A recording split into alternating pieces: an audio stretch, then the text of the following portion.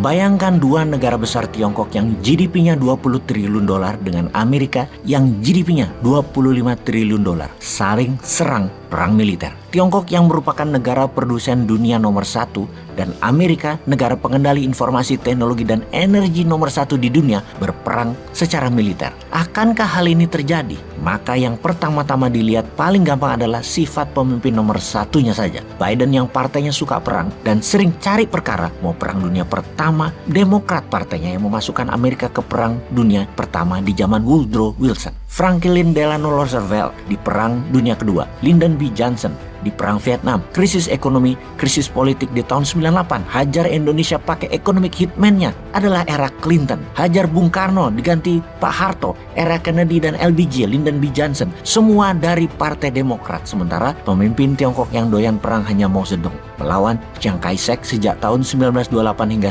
1949, perang saudara mereka pada saat itu. Deng Xiaoping tidak, dia bapak ekonominya Tiongkok. Begitu juga Jiang Zemin hingga Hu Jintao, semua pembangun ekonomi. Kalau Xi Jinping bagaimana? Xi Jinping terbukti agresif menyerang Uighur, memberantas lawan politik atas nama korupsi, kemudian serang India di Lembah Galwan dan memprovok Taiwan. Xi Jinping dengan Belt Road Initiative adalah rencana penaklukan ekonomi negara lain yang saat ini Tiongkok mempercepat pembangunan angkatan perang dalam 8 tahun ini untuk menjadi angkatan perang terbaik nomor 1 di dunia. Anggaran militer Amerika adalah 800 billion dolar per tahun. Bayangkan APBN Indonesia hanya 180 billion dolar. Kementerian Pertahanan Amerika budgetnya 4 kali lebih besar dari hajat hidup 280 juta warga Indonesia. Anggaran militer Tiongkok sekitar 230 billion dolar, yang mana di dalam pidato penyambutan dalam pembukaan di rapat Partai Komunis Tiongkok kemarin, Xi Jinping mengatakan akan menaikkan anggaran militer tersebut agar bisa menang mengambil Taiwan. Dan ini sebuah perkataan yang sangat agresif yang oleh pengamat militer dunia diperkirakan dengan anggaran dinaikkan setiap tahunnya, maka di tahun 2024 Tiongkok sangat siap untuk ambil Taiwan secara militer. Bahkan 6 tahun dari sekarang kekuatan militer Tiongkok sama dengan Amerika. Karena itu berkali-kali dalam narasi Bosman mengatakan kalau Amerika tidak serang Tiongkok di Laut Cina Selatan sekarang ini, maka akan selamanya Amerika tidak akan bisa mengalahkan Tiongkok. Di tahun 2045 Amerika adalah negara nomor 4 kekayaan GDP dunianya dan tidak akan bisa jadi nomor 1 lagi. Dua negara akan menjadi rebutan posisi paling atas adalah Tiongkok dan India. Indonesia kalau mau diperhitungkan maka era reformasi harus selesai di tahun 2024. Ganti dengan era New Mind. Kelihatannya tidak mungkin New Mind konsepnya bisa berubah. Sebuah era reformasi yang telah 25 tahun berkuasa, bahkan incumbent punya peluang masih bisa melanjutkan eranya di mana calonnya dan popularitas incumbent yang saat ini masih tinggi, maka era reformasi di tahun 2024 belum tentu berakhir. Walau paling tinggi hanya begini-begini saja ekonominya, negara plus keadilan bagi rakyatnya yang tidak pernah ada, namun dia begitu populer incumbentnya, ya sulit juga New Mind ini masuk. Tapi semua itu worth a try, layak dicoba bagi New Mind. Karena itu New Mind mengharap perang aja deh di Taiwan segera, biar dunia di reset.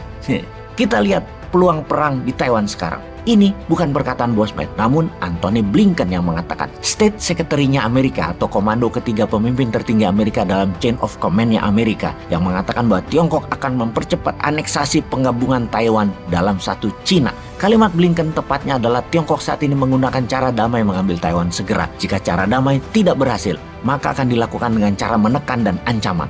Ancaman ekonomi tentunya di awal. Kalau cara ancaman dan tekanan tidak berhasil, maka 100% Tiongkok akan ambil paksa Taiwan menggunakan kekuatan militer yang akan dibangun dalam segera. Assessment Blinken ini dari mana? Dari pidato Xi Jinping dalam rapat Partai Komunis Tiongkok yang diadakan setiap 5 tahunan. Dengan jelas, Xi Jinping mengatakan PLA, People Liberation Army Tiongkok akan menjadi world class fighting force. Untuk apa? Untuk menjalankan rencana satu Cina satu country. Selama ini one country two system, Tiongkok dan Taiwan. Chinese Reserve Necessary Measurement Against Taiwan adalah perkataan Xi Jinping yang diartikan Blinken sebagai rencana besar mengambil Taiwan. Tentunya semua ini adalah bluffing gertakan Tiongkok ke Taiwan dulu. Kalau gagal, maka serangan militer pasti akan dijalankan. Waktunya yang kita belum tahu dan belum bisa baca saat ini. Ada baiknya sekarang kita membaca kekuatan militer dua negara Amerika dan Tiongkok. Saat ini, Amerika memiliki 296 kapal perang besar dan 11 kapal induk flight carrier. Tiongkok memiliki 355 kapal perang dan 3 kapal induk. dan sedang membangun 4 buah lagi. Ada lagi yang menghitung kekuatan militer Amerika terbaik adalah di era tahun 80-90-an, di mana jika dibandingkan kekuatan tersebut, pesawat tempur, bomber, kemampuan pilot, serta amunisi tentara Amerika itu menurun kekuatannya 30% saat ini jika dibandingkan dengan tahun 80 dan 90-an. Sementara Tiongkok saat ini adalah kekuatan militer yang tertinggi sepanjang masa. Walau kalah dari Amerika, namun perang di Taiwan adalah perang naval war bagi Amerika. Namun bagi Tiongkok, perang darat, laut, udara.